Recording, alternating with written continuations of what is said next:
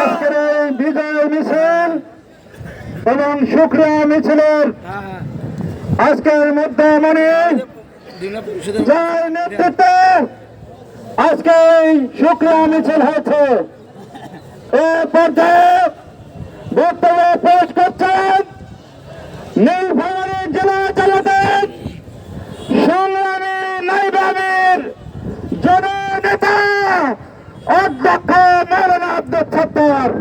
অধ্যক্ষ মৌলানা আব্দুল সত্তার।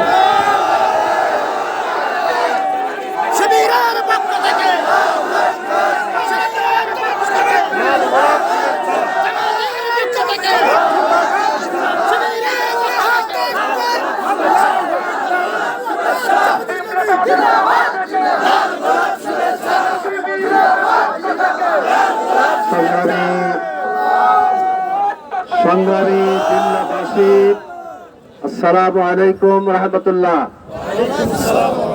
আজকে আপনারা কেমন আছেন? ভালো রেখেছেন কে? শ্রী মহামনিবের দরবারে লক্ষ কোটি শুকরিয়া আদায় করছি, যিনি আল্লাহ রাব্বুল আলামিন এই বাংলাদেশের মাটিতে 15 বছর পরে জামাত ইসলামীকে উন্মুক্ত ময়দানে, খোলা ময়দানে কথা বলার সুযোগ সৃষ্টি করে দিয়েছেন। বলেন আলহামদুলিল্লাহ। আবারও বলেন আলহামদুলিল্লাহ। সম্মানিত ভাইয়েরা, আজকে 2024-এর 5ই আগস্ট নতুন করে বাংলাদেশ যেন স্বাধীন হয়েছে। আজকের এই বিজয় ছাত্র জনতার বিজয়। আজকের এই বিজয় বাংলাদেশের জনগণের বিজয়। আপনারা জানেন, বিগত 15 বছর ধরে এই ফ্যাসিবাদী সরকার, এই স্বৈরাচার সরকার বাংলাদেশে যাতে ইসলামী নেতৃত্ব কায়েম হতে না পারে, এই স্বার্থবাদী গোষ্ঠী তাদেরকে জুডিশিয়ারি কিলিং করে অন্যায়ভাবে হত্যা করেছে। সংগ্রামী জিল্লাবাসী, সুতরাং আমরা মনে করে দিতে চাই, আমাদের জাতীয় নেতৃবৃন্দের রক্ত বৃথা যায় নাই। 2024 সালের 1 জুলাই থেকে গোটা ছাত্র আন্দোলন শুরু হয়েছিল, কিন্তু এই স্বৈরাচার সরকার তাদেরকে পাত্তা না দিয়ে দাম্ভিকতার সাথে ছাত্রদের এই আন্দোলনকে অন্য খাতে প্রবাহিত করবার জন্য ষড়যন্ত্র করেছিল। কিন্তু এই আপামর ছাত্র জনতা এই ফ্যাসিবাদী সরকার, এই স্বৈরাচার সরকারের সমস্ত ষড়যন্ত্র মোকাবেলা করে আজ পর্যন্ত তারা রাজপথ ছেড়ে দেয় নাই। ইতিমধ্যেই আমরা ভারাক্রান্ত হৃদয়ে জানাতে চাই, হাজার হাজার ছাত্র পঙ্গু হয়েছে, হাজার হাজার ছাত্র শহীদ হয়েছে। যারা অতি উৎসাহী প্রশাসনের লোকেরা অন্যায়ভাবে ছাত্র জনতার বুকে গুলি চালিয়েছেন, আপনাদের বিচার বাংলাদেশে হবে। আপনারা বিচারের মুখোমুখি হবেন। আপনারা পারতেন ছাত্র জনতাকে হেফাজত করতে, আপনারা পারতেন আপনাদের বুলেট বোমা সংরক্ষণ করতে।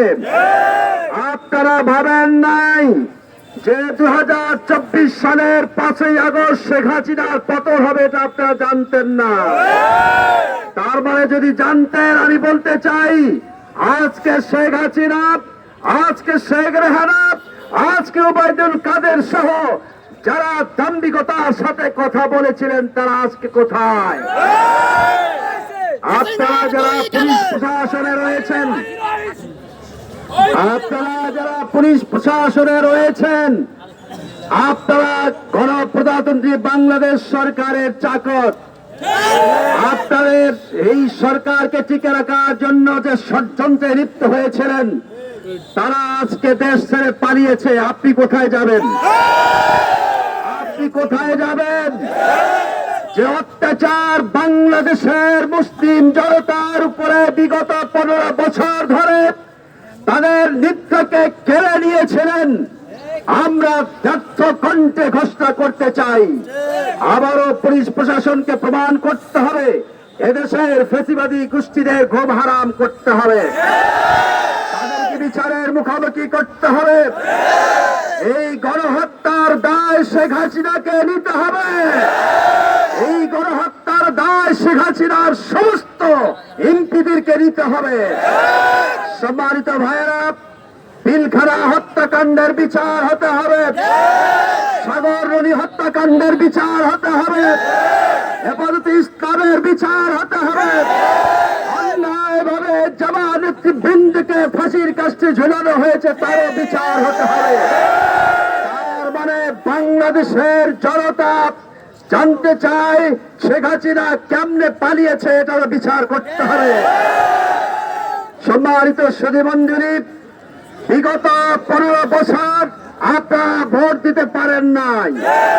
যাদের বয়স 30 কিংবা 32 তারা নির্বাচনের সুখ সুবিধা কিন্তু তাদের মনোনীত নেতা নির্বাচন করতে পারে নাই। আজকে নতুন করে বাংলাদেশের স্বাধীনতার স্বাদ এসেছে।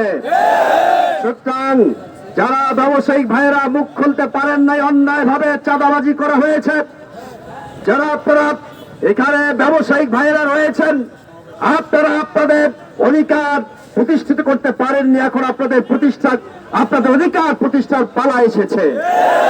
আপামর মুসলিম জনতা, হিন্দু সম্প্রদায় সহ যে সকল জিমলাবাসী রয়েছেন, আমরা আপনাদেরকে নিয়ে জিমলা আবারও নতুন করে গড়ব ইনশাআল্লাহ।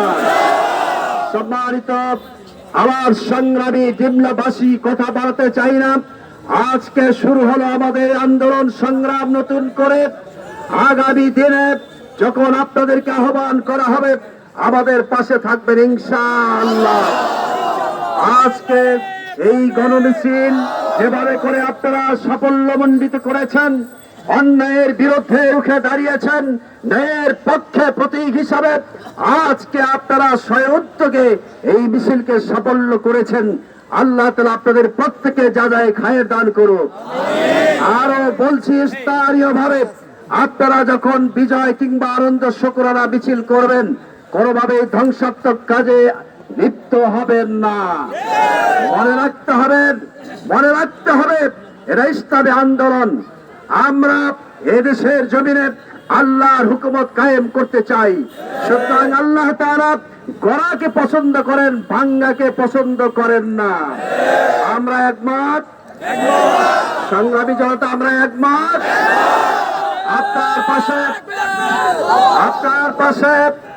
আপনার পাশে একজন নিরীহ আওয়ামী লীগ লোক বাস করে, তার গায়ে হাত দেবেন না, বরং তাকে দাওয়াত দিয়ে ইসলামী ঝান্ডায় আপনি অন্তর্ভুক্ত করবেন।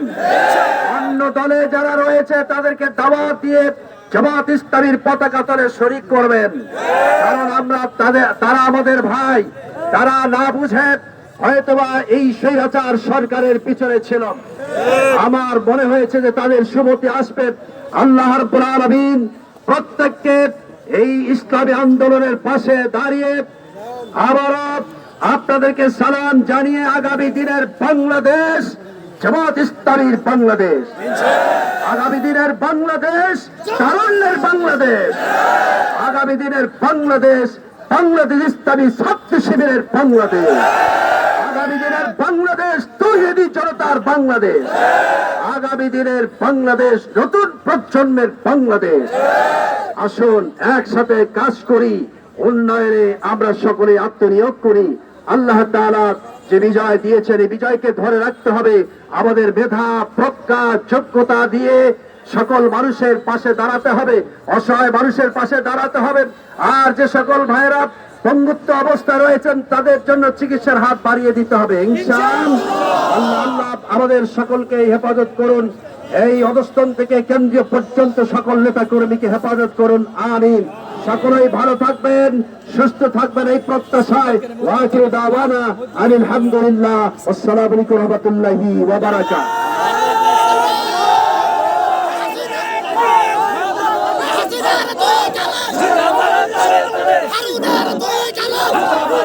সংগ্রামী সাথী বন্ধুগণ, আমরা